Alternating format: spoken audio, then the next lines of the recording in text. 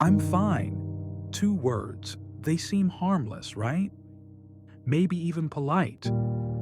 But for millions of older adults, these two words are destroying their relationships with their children and putting their lives at risk. Have you ever hidden a health problem from your kids because you didn't want to worry them? Have you ever downplayed pain, a fall, confusion, because you're terrified of becoming a burden? If you're nodding right now, you're not alone. Today, we're breaking the silence on the most forbidden conversation in aging. And I'm going to show you how to have the talk that could save your life and your relationship with your children. Let's dive in. So, what exactly is this fear? Psychologists call it self-perceived burden, or SPB. But let me translate that into English. It's the deep, gnawing belief that your very existence is ruining your children's lives. It's not just, I don't want to be inconvenient. It's, they'd be better off without me. And here's what shocked me when I researched this. This fear often has nothing to do with how much help you actually need. Researchers measured this on a scale from 0 to 50 points. Above 34, high burden. 1 in 5 elderly people with chronic conditions scored in that red zone. But here's the kicker. Many of these people were barely receiving any help at all. You could be completely independent. Maybe you just need someone to help reset your Wi-Fi once a month. But if your entire self-worth is tied to being self-sufficient, that single phone call, "Hey, can you help me with the TV?" feels catastrophic. Now, where does this fear come from? Two surprising triggers. Number one, technology anxiety. We live in a world where everything happens through screens. Banking, doctor appointments, seeing your grandkids' photos. And here's a fun fact. Studies found that technology anxiety had a stronger correlation with feeling like a burden than actual physical disability. Think about that. You could walk 5 miles a day, but if you can't figure out Zoom, I'm useless. Number two, medication management. When you're taking 5, 6, 7 different pills at different times, and you're not entirely sure what each one does, every single day, that pill box is a visual reminder. I can't manage on my own. But here's what I need you to understand. This fear is not weakness. It's actually rooted in something beautiful, love. You're afraid of being a burden because you care deeply about your children's happiness. The problem is, this love, when mixed with fear, creates something dangerous. Let me tell you about Dorothy. 72 years old, lived alone, fiercely independent. For 3 months, she'd been experiencing numbness in her left leg. At first, just occasional tingling. Then it got worse. But her son, Michael, was preparing for a major work presentation. Her daughter-in-law was dealing with their teenagers' college applications. So every time Michael called, "Hey Mom, how are you?" "Oh, I'm wonderful. Don't worry about me. How are the kids?" She wasn't lying to be manipulative. She was lying because she loved them. 3 months later, Dorothy had a stroke. That numbness, it was a symptom, a warning sign her body was screaming. If she'd mentioned it to her son, he would have insisted on a doctor's visit, medication adjustment, maybe physical therapy. Instead, 6 months of rehabilitation, round-the-clock care. Michael quit his job to help. The very burden she tried to avoid, she created it, times 10. And here's the most heartbreaking part. Michael told the researchers, "I would have gladly taken her to one doctor's appointment, one single appointment. Instead, I lost 6 months with my kids because I was at the hospital every day." And I'll never forgive myself for not seeing the signs. This is what researchers call the white lie phenomenon, and it's devastatingly common. Studies show 67% of older adults admit to hiding health problems from their children. 2/3. Now, I want you to do something. If you've ever said "I'm fine" when you weren't, pause the video right now and write "I'm fine" in the comments. Just those 2 words. Let's see how many of us there really are. Because here's what happens when you consistently hide problems. You say "I'm fine." Your children don't have the facts, but they have intuition. So they start calling more, showing up unannounced, just checking. And how does that feel to you? Like they're treating you like a child, like they don't trust you. So you hide even more, and they worry even more, and the gap widens. But there's another cycle happening at the same time. Your adult children, let's talk about them for a second. About 54% of people in their 40s and 50s are what researchers call the sandwich generation. They're caring for you and still supporting their own kids. Up at 6 a.m., kids to school, work, deadlines, home, homework, dinner, and then think about you. "Hi, Mom, how are you?" Desperately hoping you're okay. Research shows caregivers in this generation have significantly higher rates of depression, anxiety, and financial stress.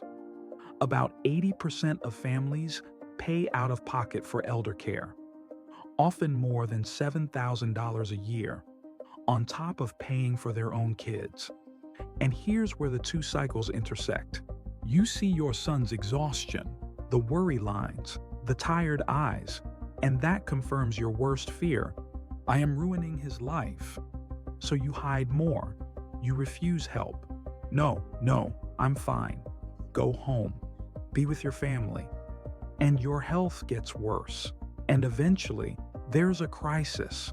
So what's the solution? How do you break this cycle? Here's what research shows unequivocally. Families who have conversations about future care before a crisis report significantly lower anxiety, depression, and guilt afterward. But 59%, nearly 2/3 of families, wait until there's a crisis to talk about this. They wait for the stroke, the fall, the diagnosis, and then they make life or death decisions under panic and time pressure. So let me give you a roadmap. Step 1, pick the right moment. Don't do this at Thanksgiving dinner with everyone there. Don't do it when someone's already stressed. Find a calm, neutral time. Maybe after watching a movie that touched on these themes. Maybe after a friend went through something similar. You could send a text. "I've been thinking about something.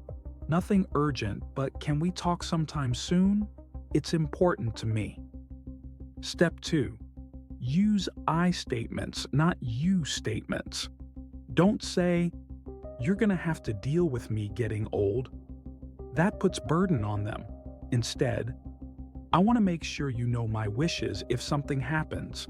I don't want you to have to guess or feel burdened by hard decisions." See the difference? You're giving them a gift, peace of mind. Step 3. Be specific. Don't keep it abstract. Ask actual questions. If I can't live independently, what would work better for you? Me living with you or me in assisted living? I want your honest answer, not what you think I want to hear. If I'm in the hospital and can't speak, who makes medical decisions? Where are my important documents? Let me show you. Step 4. Listen more than you talk. This is crucial. Your children might have fears they've never expressed. They might be worried about balancing your care with their own responsibilities. Create space for them to share. Don't get defensive. Try this. "You're right. I do downplay things sometimes because I don't want to worry you. Can we talk about finding a better balance? Step 5. Reframe what burden means. Here's a perspective shift. Being a burden isn't about needing help. It's about making people help you in ways that feel impossible or unsustainable. But allowing your children to care for you in manageable, planned ways, that's not a burden. That's a relationship. That's love expressed across generations. Step 6. Write it down. Legal documents make everything easier. Advance directives, power of attorney, living will. Even just a handwritten note, "Here's what I want," can be incredibly valuable. And make it ongoing. This isn't one conversation. Things change. Health changes. Check in every 6 months. Okay? Quick action step. Pause this video. Screenshot these 6 steps. Send them to someone who needs to see this. Your parent, your sibling, a friend going through this.